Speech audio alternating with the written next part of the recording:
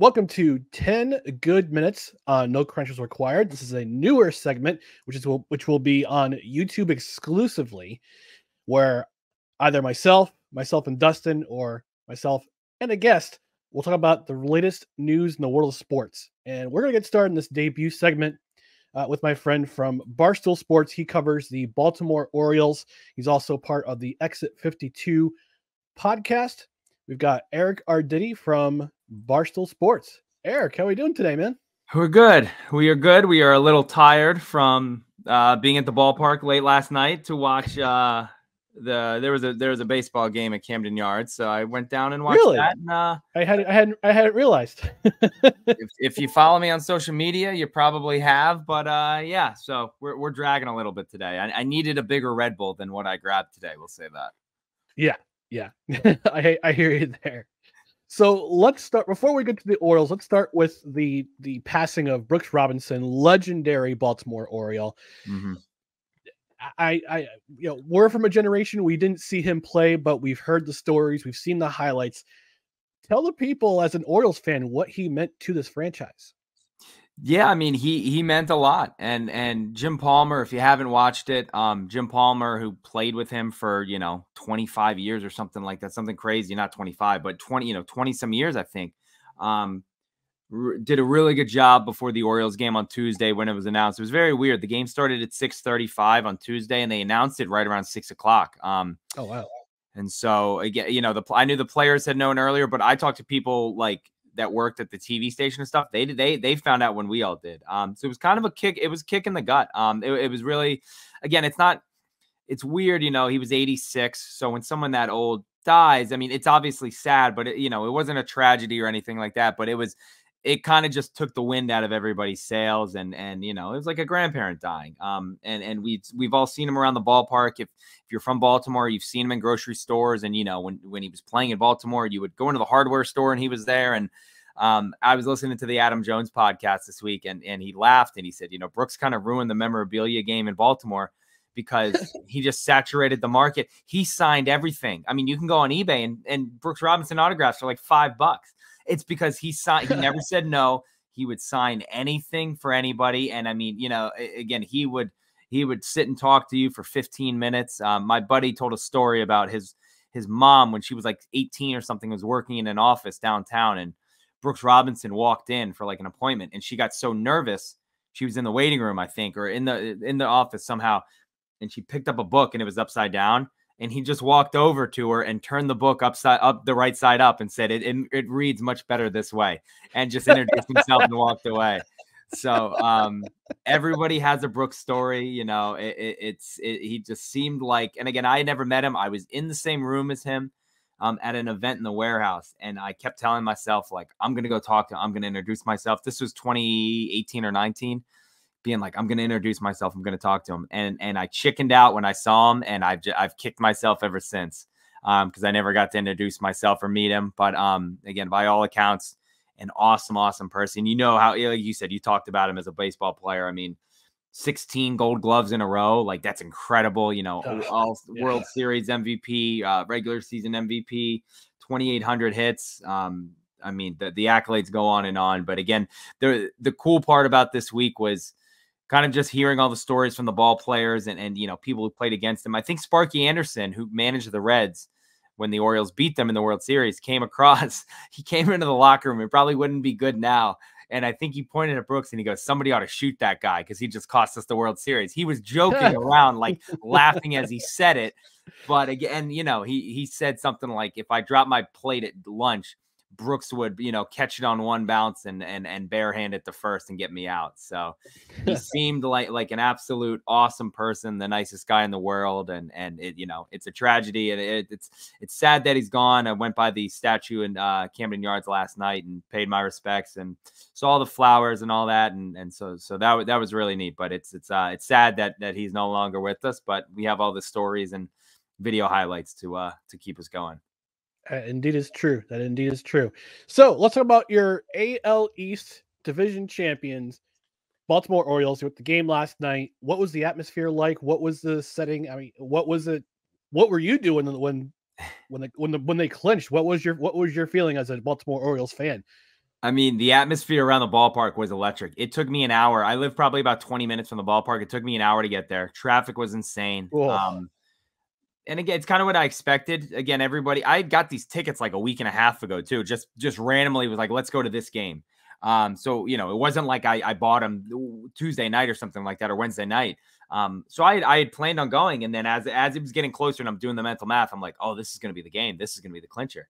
So I mean, the place was buzzing by this. The second you got in there, you could just feel it. We were ready to explode for anything. We were walking down to our seat. I took my daughter, and Anthony Santander hits the home run, and the place I got goosebumps immediately. You could just feel like, all right, we got one. That's all we need. And it turns out that's all they did need. But they added on an extra run later, but it felt like a playoff game because again, they're only up 1-0. So every pitch you're holding on and being like, oh, please be foul or get foul. And the Orioles, the pitchers, they did a great job. The offense did just enough. And it was funny, again, it took my 4-year-old. So we're walking around the ballpark and I really, I was like, I want to be there. I was there in 2014 in the stands. And I was like, I want to be in my seat to watch the final out. And we were in the store in the 7th inning and they started bringing out the boxes of the t-shirts and the hats, and they didn't open them, but they were like putting them out. And I was like, do we stay in here and get a hat and a shirt, or do I go out? And I was like, you know what? No, let's go out. And by the time I walked out, there were already people forming a line and they were closing the store to being like, hey, if you're in here, you're in here. But if you're not in here, you got to wait till the end of the game. So we made our way over and we were behind first base. So we got a straight on great view of all the plays at first. And there were a lot of them last night. And yeah, man, when they got that third out, I just, goosebumps and kind of went numb, and watching them celebrate was awesome. And my daughter and I are picking up the confetti off the ground that they were shooting and stuffing it into our pockets. Like it was like a, like in the movies, like when a bank robbery goes bad, like the money's all over and people are just picking everything up and putting it in their pockets. Yeah. So it was awesome to watch. It was really, really cool to be there. The place was going crazy. I obviously couldn't go to the bars around the ballpark last night because I had my 4-year-old, but they were going nuts. I saw people standing up on cars, just having the time of their life. So it was really cool to see, and it was a great game, 2-0 finish. And it was a really, really exciting game the whole way through. So it was an awesome atmosphere. Couldn't have asked for much more.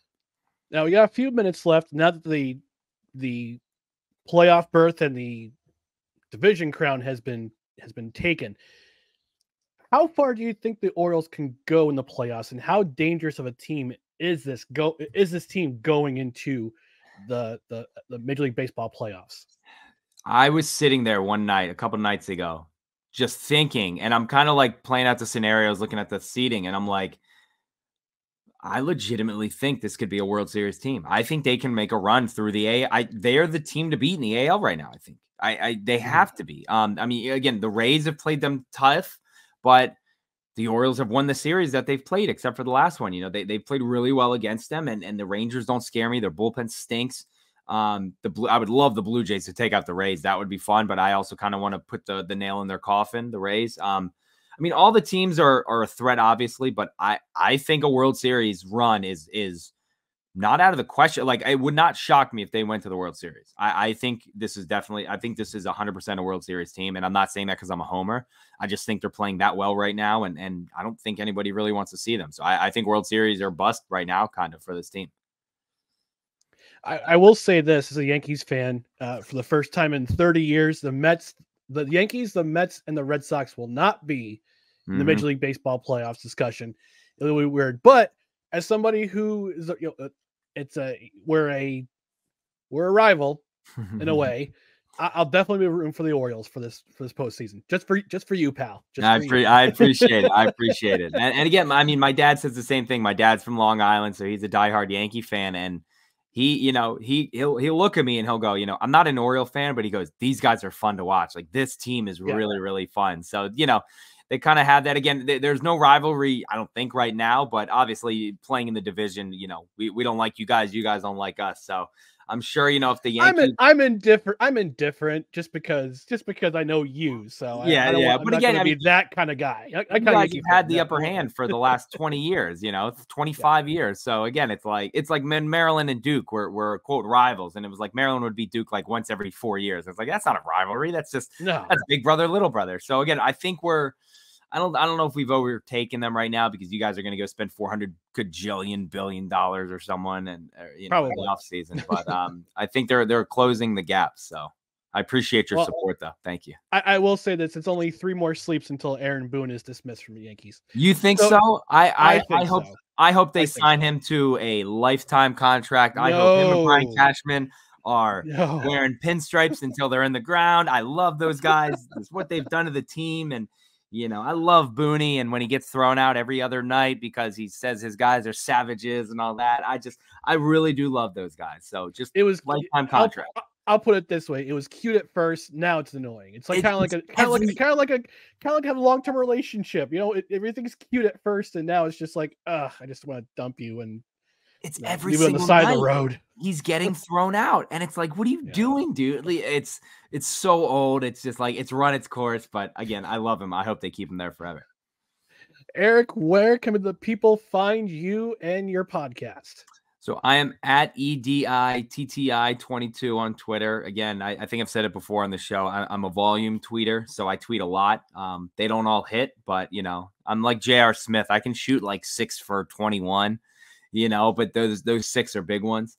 And then the podcast is at Exit 52 Podcast on Twitter and Instagram and all that. So, again, we do Orioles, Ravens, Baltimore, Maryland, you know, all that kind of stuff. So we kind of dip our toes into everything. All right, Eric Arditti, Barstool Sports, Exit 52 Podcast. Thanks for spending 10 good minutes on No Credentials Required. I know I have long-winded answers, so it was a little more than 10 minutes. You may have to amend this segment the next time I'm on. Thank you for having me. All right.